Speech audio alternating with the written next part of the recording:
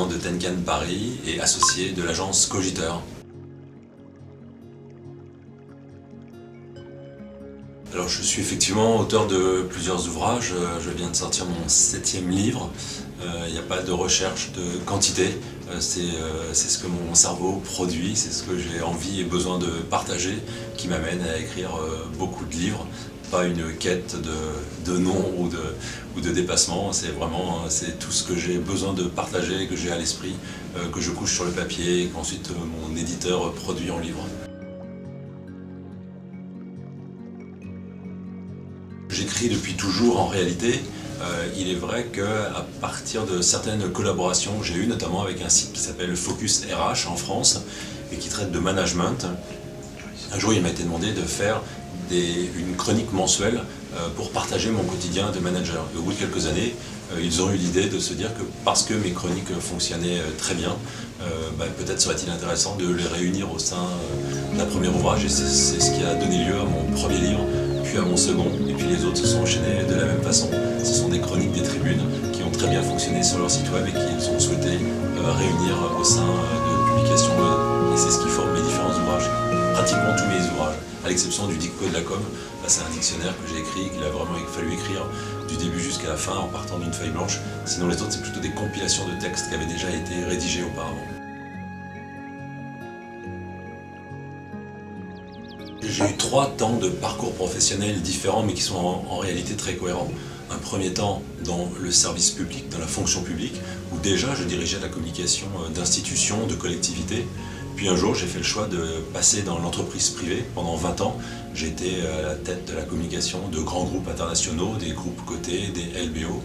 Et puis après ces 35 années d'entreprise publique et privée, le 3e temps, c'est que j'ai fait le choix de rentrer dans l'entrepreneuriat et de créer ma propre agence de communication, Tenkan Paris, une agence de communication, image et réputation de personnalités sensibles, communication de crise, image et réputation de personnalités sensibles.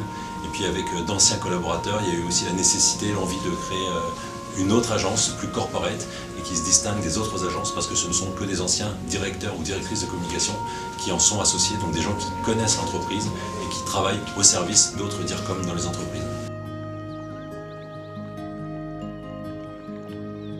Alors je suis pour la première fois à Kinshasa, effectivement, à l'invitation d'Antique Communication, et j'ai bénéficié d'un accueil absolument fabuleux et chaleureux.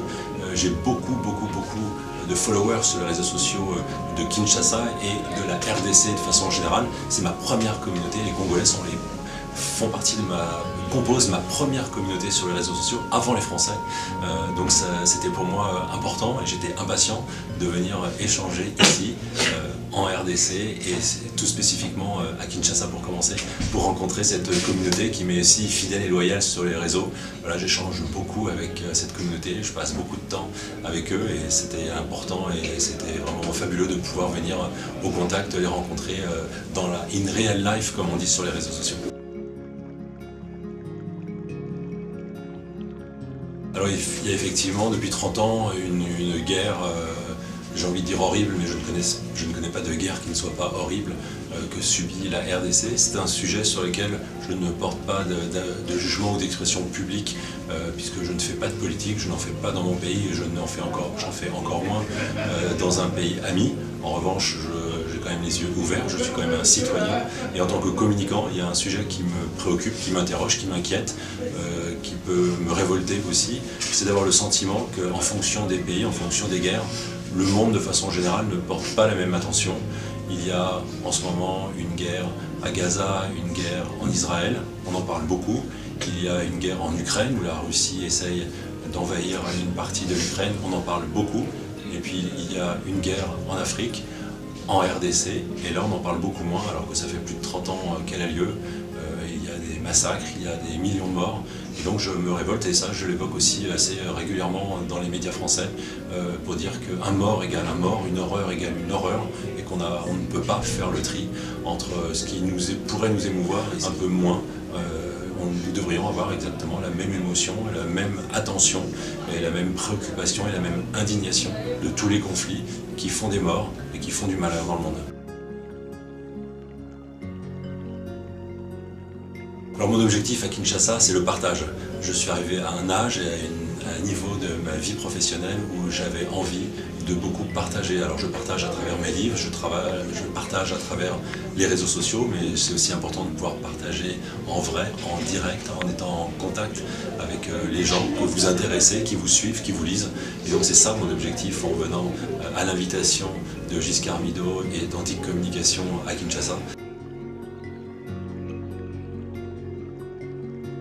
Je reviens souvent sur le fait que la communication soit un métier et j'ai souvent dans mes communications écrites une signature avec le hashtag « La com est un métier » parce que ce que j'ai pu vivre en France et je vois malheureusement que c'est ce que vivent aussi les communicants dans le reste du monde, en tout cas dans le monde francophone que je connais le mieux, c'est que la communication elle est souvent perçue comme un domaine un peu accessoire, un peu moins important que les autres domaines d'activité dans l'entreprise ou dans les organisations.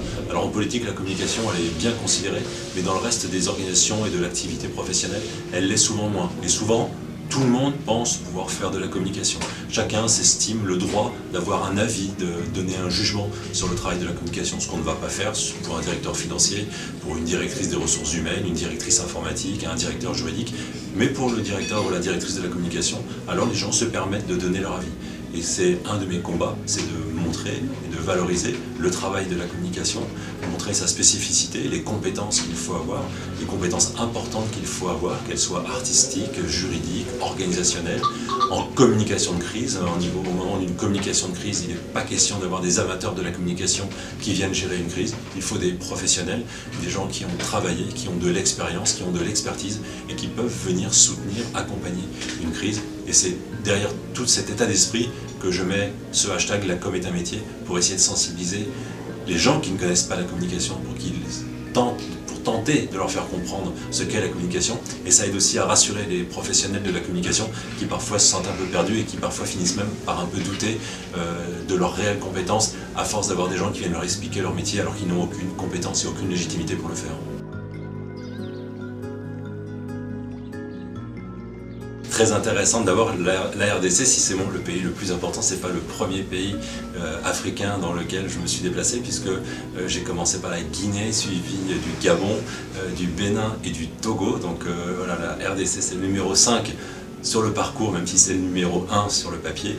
Et de façon générale, en fait j'interviens de façon différente suivant si c'est une entreprise commerciale qui fait des bénéfices et qui gagne de l'argent sur mes prestations ou si c'est une organisation plus large, plus publique, professionnelle. Donc quand c'est une association, quand c'est pour des étudiants, quand c'est pour une organisation publique, de façon générale je me déplace gratuitement. Je demande juste d'être défrayé pour ce déplacement. Voilà, je donne de ma personne, mais je ne paye pas de ma personne, mais je ne me fais pas pour autant payer. Alors je ne suis pas certain d'avoir besoin d'adresser un message de motivation aux Congolais parce qu'ils me paraissent très motivés. Moi je n'y connais que des gens qui sont donc soit avec un certain âge, qui sont déjà très compétents, brillants, qui ont fait leurs preuves et qui n'ont pas du tout besoin d'être motivés. Ils ont besoin d'échanger parce qu'entre professionnels, on a toujours besoin d'échanger. Puis après, il y a des plus jeunes, des étudiants, il y a des gens qui hésitent entre le journalisme et la communication. Comme j'ai pu l'expliquer, il y a des ponts, c'est vraiment quelque part, si ce n'est pas le même métier, mais en tout cas des appétences qui sont très proches. Et après, il faut choisir si on exerce l'activité avec une casquette de journaliste ou avec une casquette de communicant. À cela, on peut avoir envie de leur dire n'ayez pas peur, suivez vos passions, faites le métier que vous avez envie de faire, croyez en vous, ne vous laissez pas manipuler, guider par d'autres, faites ce métier parce que c'est un magnifique métier, c'est un métier de bonheur, c'est un métier de passion, c'est un métier de travail. Ne croyez pas que c'est pas du travail de faire de la communication, bien au contraire, c'est beaucoup de travail, mais il n'y a rien de plus heureux que d'avoir un travail dans lequel on trouve du bonheur, on trouve de la motivation, donc c'est ça que j'ai envie de dire. C'est quelqu'un qui ne lâche rien. Il avait décidé que nous ferions cette interview, il a réussi, je le remercie.